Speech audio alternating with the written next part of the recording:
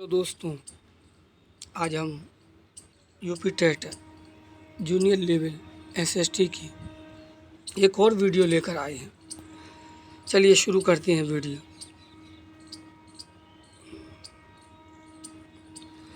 गुफा या सुरंग। वर्षा का कुछ जल चट्टान और मिट्टी में प्रवेश कर सकता है। पहाड़ों में कहीं कहीं चूने की चट्टानें मिलती हैं, जिसमें जल रिस कर चट्टान के भीतर पहुंच जाता है तथा रासायनिक अपक्षय द्वारा चूने को घुलाकर दूर बहा ले जाता है, जिससे पहाड़ी में गुफा या सुरंग बन जाती है। हिमानी।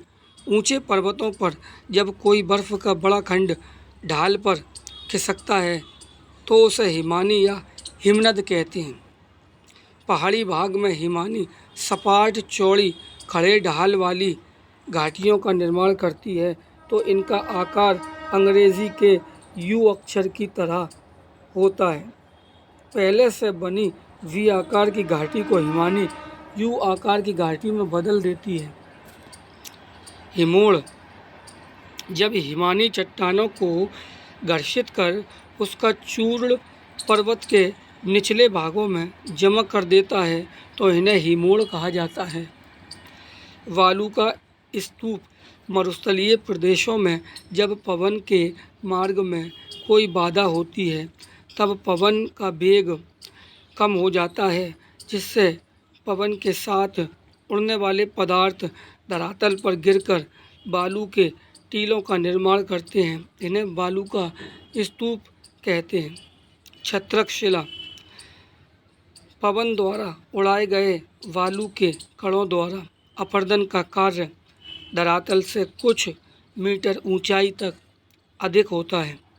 इस प्रक्रिया में पवन निचले भाग को खींच देती है, परंतु ऊपरी भाग छतरी के आकार का हो जाता है, जिसे छत्रक शिला कहते हैं। ज्वालामुखी। ज्वालामुखी तथा भूकंप आकस्मिक बल के कारण पैदा होते हैं। ज्वालामुखी विस्फोट अचानक होता है, जिसके द्वारा मैग्मा, गैस, राख, धुआं, कंकड़, पत्थर आदि तेजी के साथ बाहर निकलते हैं। मैग्मा धरती पर आने के लिए एक छिद्र बनाता है। इस छिद्र को वीवर कहते हैं। जब ज्वालामुखी का उद्गार शांत हो जाता है और उस वीवर में पानी इकट्ठा हो जाता है तो क्रेटर झील का निर्माण होता है। सक्रियता के आधार पर ज्वालामुखियों को सामान्यतः 3 वर्गों में रखा जाता है। नंबर 1, सक्रिय ज्वालामुखी। सक्रिय ज्वालामुखी हमेशा क्रियाशील रहते हैं। इनके मुख से लावा हमेशा निकलता है।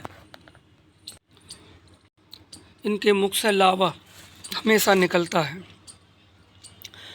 इटली के एटना एवं स्ट्रोम्बोली सक्रिय ज्वालामुखी के उदाहरण हैं।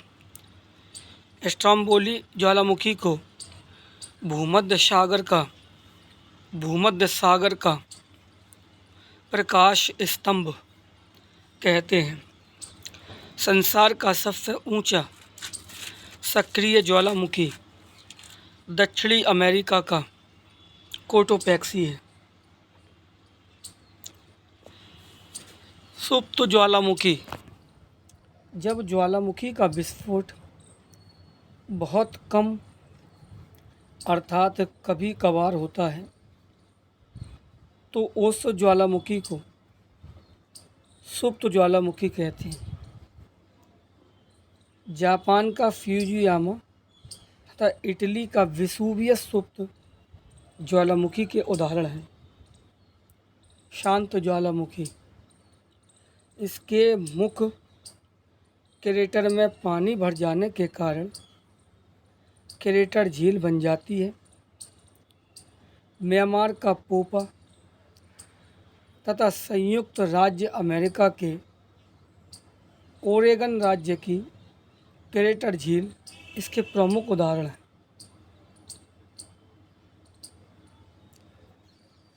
विश्व के प्रमुख ज्वालामुखी एटना व Vesuvius Italy, Fujiyama Japan, Popa Myanmar, Barren Bharat, Mayon Philippines, Krakatoa Indonesia आदि। आल्प्स तथा हिमालय पर्वत पर ज्वालामुखी नहीं है, क्योंकि यहाँ पर क्रस्ट ऊपरी परत की मोटाई तथा सघनता अधिक है।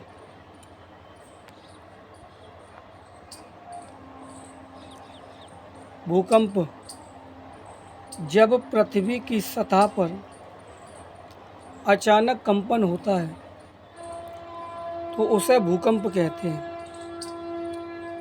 यह पृथ्वी पर स्थलमंडलीय प्लेटों की गति का परिणाम है। भूकंप पृथ्वी के अंदर जहाँ से कंपन उत्पन्न होता है उस स्थान को भूकंप कहते हैं। इस उद्गम केंद्र के ठीक ऊपर धरातल पर स्थित बिंदु को अधिकेंद्र कहते हैं। इस स्थान पर भूकंपीय तरंगें सबसे पहले पहुंचती हैं। जब भूकंप का अधिकेंद्र समुद्र की तलहटी पर होता है तो समुद्र में बहुत ऊंची ऊंची लहरें उठकर समुद्र तट की ओर बढ़ती हैं। तटवर्ती क्षेत्रों में पहुंचकर ये लहरें विशाल रूप धारण कर लेती हैं। इन्हें सुनामी कहते हैं। भूकंप की तरंगों की तीव्रता रिएक्टर स्केल पर मापी जाती है। भूकंप का मापन भूकंप मापी यंत्र से किया जाता है, जिसे सीस्मोग्राफ कहा जाता है।